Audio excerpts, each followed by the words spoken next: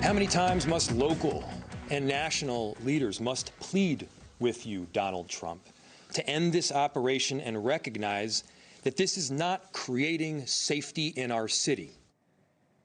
We have breaking news. Live pictures out of Minneapolis. A 37-year-old man has been killed after a shooting involving federal law enforcement officers. Officers say that suspect was armed. This hour, Minnesota Governor Tim Walz is expected to speak. We are also awaiting to hear from Border Patrol Chief Greg Bavino.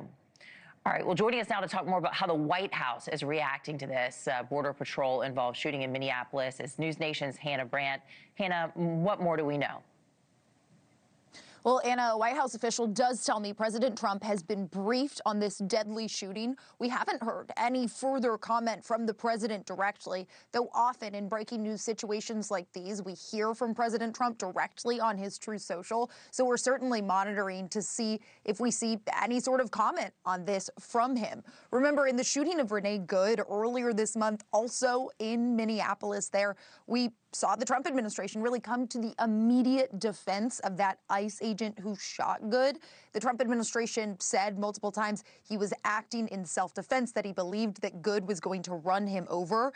In fact, Department of Homeland Security Secretary Kristi Noem almost immediately labeled Good as a domestic terrorist. We saw Vice President J.D. Vance call her a deranged leftist. And Vance actually visited Minneapolis on Thursday. He was there in the city just a couple of days ago and doubled down on the defense of ICE, saying they're just trying to do their job and are being obstructed by the protesters in that city working against them, also accusing both the state and city leaders of trying to obstruct that immigration enforcement there.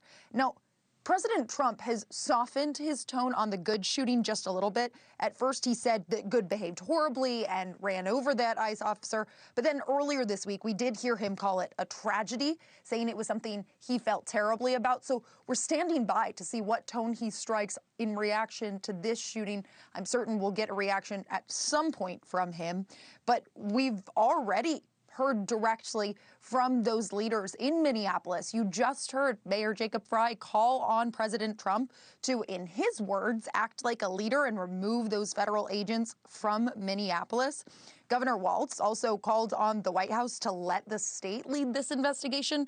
We know that state law enforcement is being shut out of the investigation into Good's death as FBI leads that inquiry alone. Now, in today's shooting, the Department of Homeland Security did release a preliminary statement laying out the events that happened from their perspective.